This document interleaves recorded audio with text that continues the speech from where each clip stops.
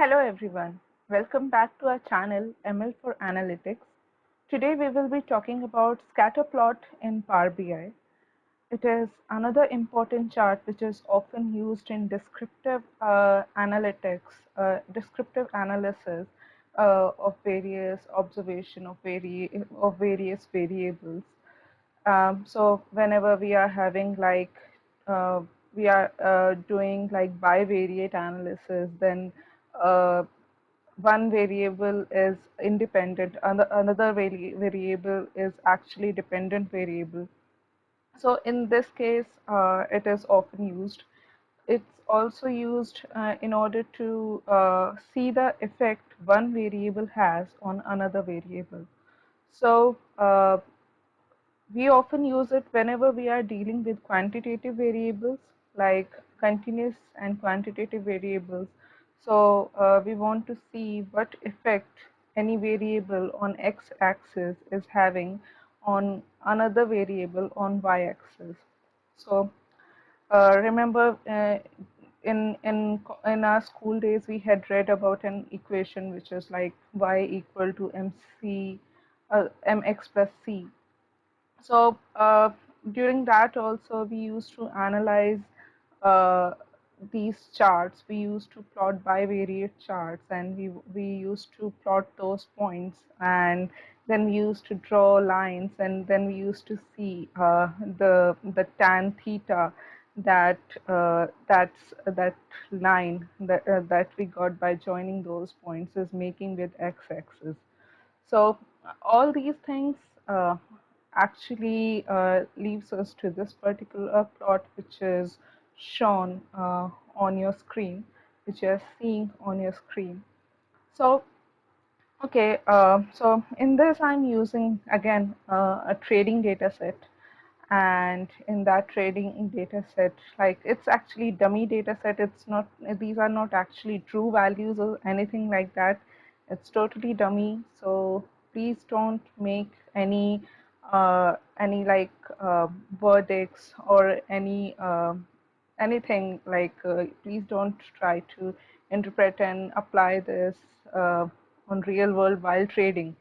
So in order to do so, you will have to download fresh data set from your National Stock Exchange site, and then actually you will have to, or Nifty site, and then actually you will have to go ahead with your analysis. Okay, so let's get started. So, okay, what we'll be doing is we'll be expanding these fields, visualization, and filters panes. So this is another feature which we recently had uh, added in Power BI by Microsoft. As in, you can expand and you can actually collapse them. So, okay, for now, I am actually expanding it, so that I will be able to show you how I am getting this particular plot over here. So when I'm clicking over here, you will be able to actually locate this plot on third column and third row over here by by the name scatter chart. Okay, and again, what I will be doing is I will be actually removing all this because I actually want to show this to you. Fine. So now I have everything empty in front of me. I just have this name filter. So I'll leave it over here because I will be using the same data set, isn't it? So let's leave it over here. I have left it to all. Okay.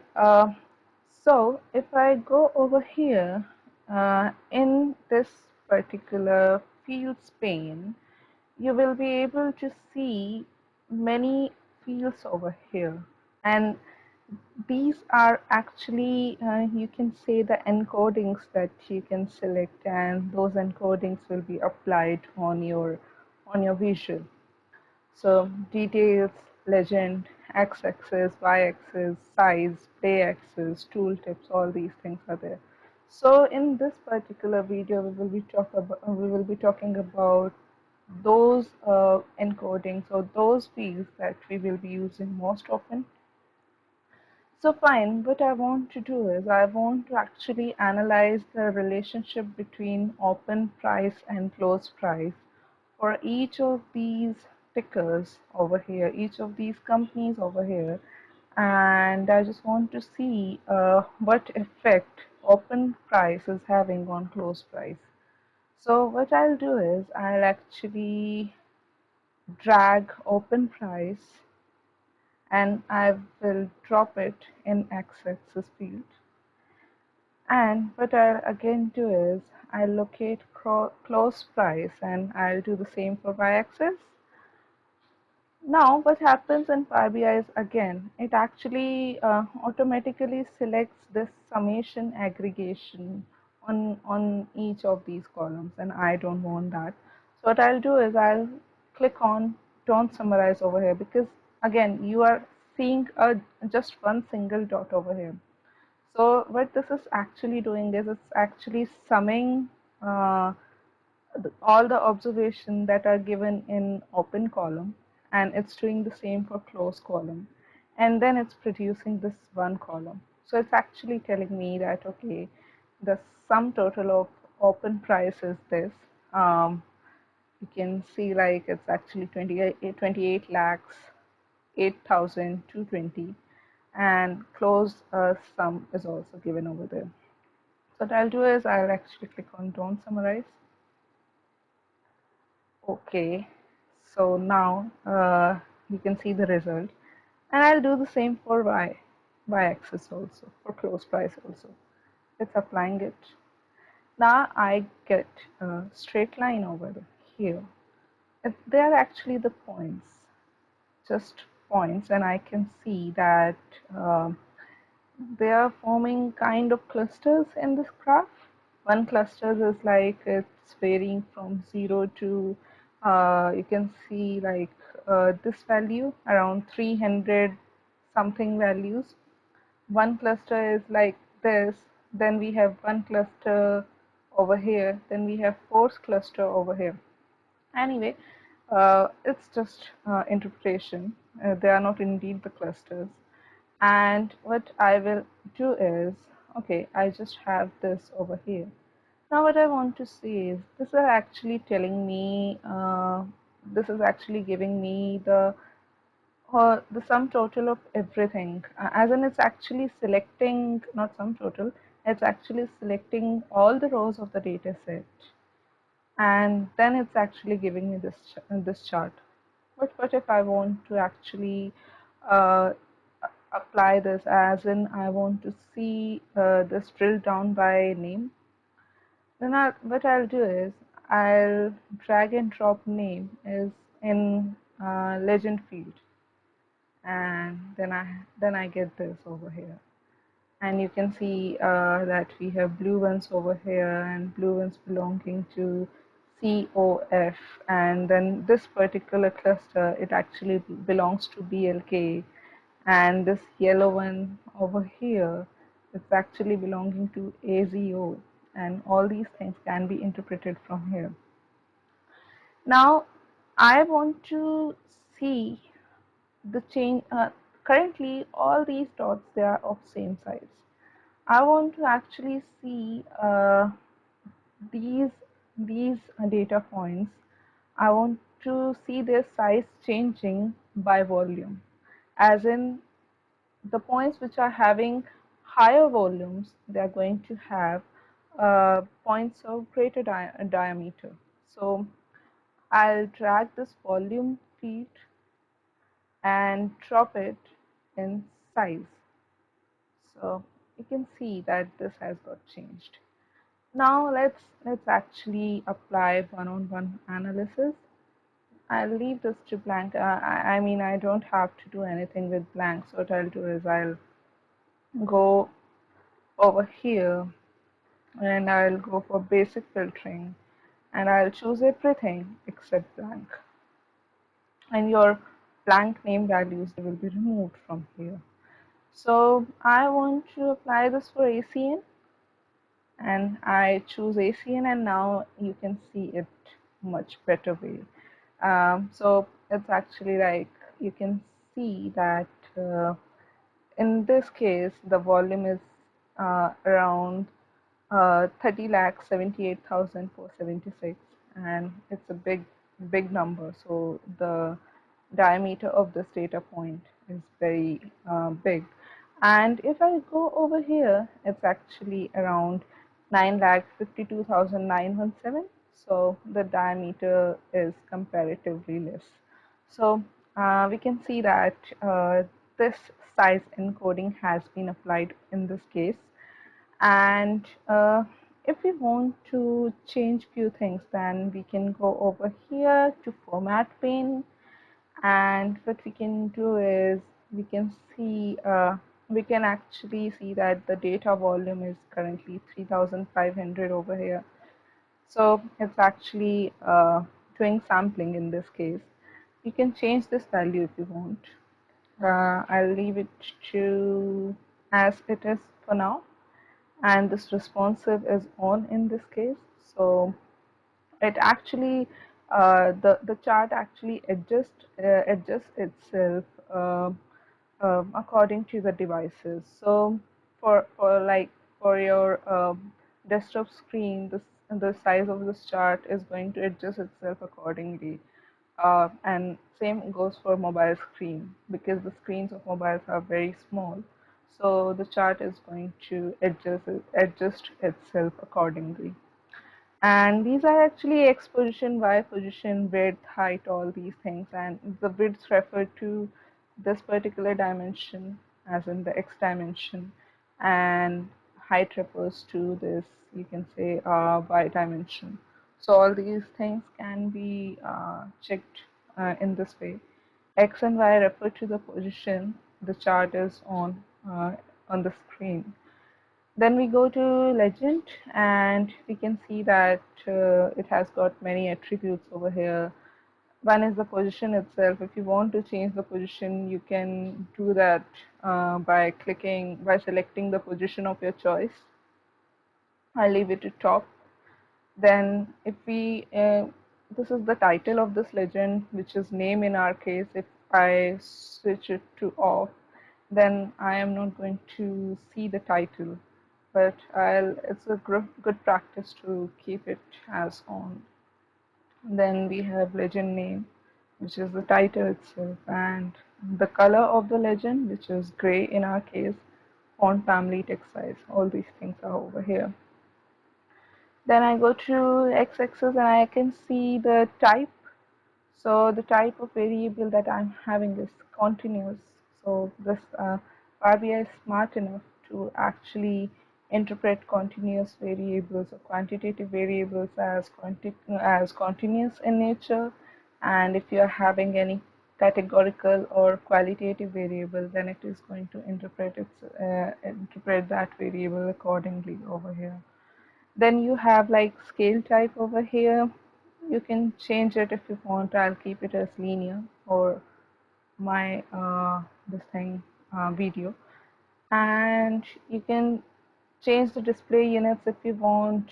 It actually takes auto. If you choose none, then even if you're having like data in millions, that number will be displayed as it is on x-axis. So I'll leave it to the defaults. We are having grid lines over here in case of x-axis. If I switch it on, the grid lines, they actually go, as can be seen over here. But it's a good practice to keep the grid lines on. And then we have like stroke width. If you want to increase the width of these grid lines, like I'm increasing to 4, you can see that it's actually increasing. The width has increased, and it's actually more noticeable right now. I'll keep it to 1. Then you can change this line style of these grid lines from here if you want. Okay, then comes your y-axis.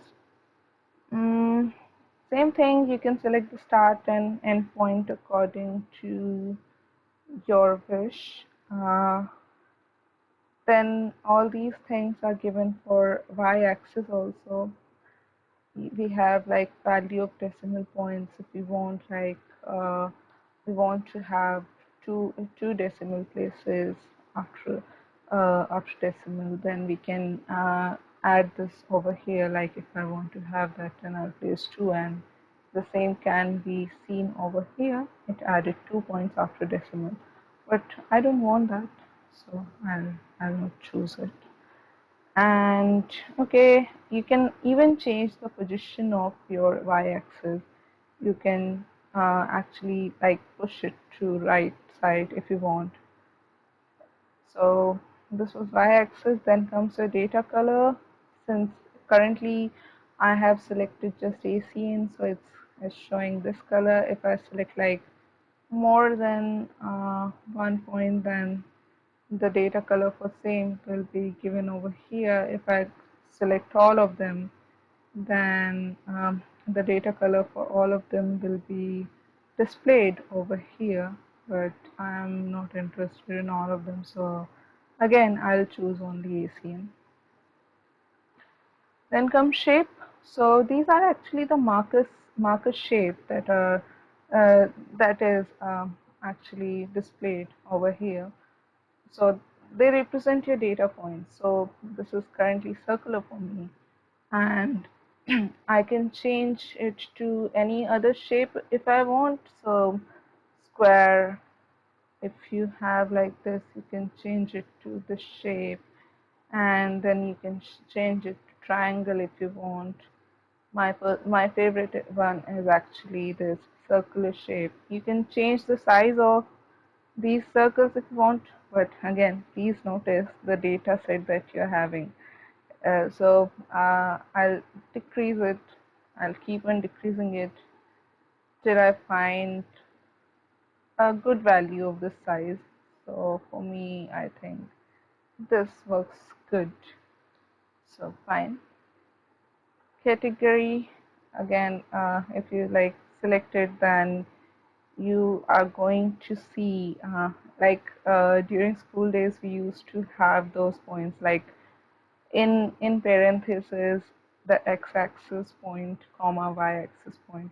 So the same is displayed for each of these points, and it's actually very messy. So I'll actually switch it off. And okay, color border. The color border actually correspond to this, the border of these circles. So I mean, as you can see that now the color border is dark blue color. So uh, if you want, you can keep them. I'm keeping it. I like it. You can change the title text. Title, by title we mean this: volume by name, open prose, as in the title of the plot.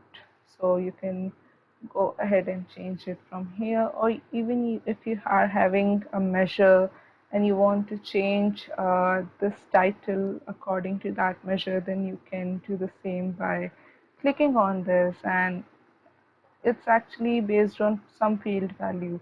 So based on what field you want to keep naming it. So you can drop that measure over here if you want, so that this title is going to be dynamic in that case. Again, just a sec. If I go over here, then I can see the other options also: background color, font color. Font color is white for me. I'll keep it as it is. If I want to change the alignment, I can do so. Title size, text size can be changed from here. Then font family is Arial by default. Background, then this is actually background color, which is black in my case. You can change it to any other color if you like. Okay, oh god, not this. I'll keep it as black only. And yeah, you can actually change the transparency also if you want. So if I go ahead with doing this, then it's going to be transparent, as in it will take the color of this background, just the color outside of it, so which is gray. Border, you can go over here. I don't use this lock aspect often, but this border, it has been selected. That's why it's actually showing this in front of you. And okay, so fine. I think I have done one mistake. No, it's fine. Okay, and fine. Then you have tooltip as on. So if you go over here, whatever you see, like if you are hovering over a point and you are able to see name, open, close, volume, then this is actually a tooltip. If you are going to switch it off, then you see nothing. So it's a good thing to keep it on. And okay, so this was one thing, but uh, since we are talking about uh, scatter chart over here, what I'm going to show you is another thing, which is adding a trend line. So, okay, let's cover this in another video. Uh, it's actually like adding a regression line. So we will cover it in another video, which I'll make on carrying out regression in scatter chart in Power BI. So this is one thing. Now, what I'm going to cover is this play axis thing. I'll move over here, and what is shown currently is this chart. I'll actually minimize them. So what I'll do is I'll expand all of them, and as you can see over here, Uh, in case of adding play axis, if you want to add like play axis, then you need to take care of certain things which are displayed over here. First of all, in order to add a play axis, it has to be a date. The play axis variable, it has to be of date type. So if I click on date, then I am going to see that the data type of this column is date. So this is the most important thing that you have to keep in mind. Then when actually you are going to actually drag and drop it over here, by default it will be actually a just default date value. So you will have to actually change it to date hierarchy. So after changing to date hierarchy, it will take this form, which is here in play axis. So by default, it will convert itself to year, and then actually you will be able to see this this line, which is displayed over here. Okay, and then okay. So now you can see that it has started playing, and this is a magic of play axis, and you can see how for each year I am changing a variation in values. So the color of these data points, they correspond to the names which are displayed over here, the names of the ticker. So another thing which is very exciting, very beautiful in case of Power BI. I have data till 2020, so it's going to play till 2020. I had data from 1960 to 2020, so that's why it has played till 2020. Now, what can be seen over here is that first of all, while adding a play axis, you will have to add summarization in both x-axis and y-axis. So it's like you can't click on don't summarize. If you do so, it's going to throw an error. So you need one summarization in this case. So that is one point that you will have to keep in mind, that if you want to add play axis uh, over here in scatter plot, then in x-axis and y-axis you will have to choose a summarization that is that is necessary. And uh, if you want to add legend, you can do so, but you can't add details. I think if you do that, it's going to throw an error. So refrain from doing so. I have removed it. So these are certain things. So currently, what it's showing is that for each of these tickers which are displayed over here, it is actually showing me the variation of average of open and average of close. And so each point is actually having one value corresponding to average of open and average of close. So this is shown for each year, and and the colors of the data points correspond to what is shown in legend. So okay, so guys, with this I conclude my tutorial on scatter plot basics in Power BI. In the next tutorial, I'll be telling you how to do clustering in Power BI using scatterplot. So till now, stay tuned, and if you like my video, then hit on like button, comment, and let me know whatever you are liking or disliking about our video and what we can do to improve ourselves.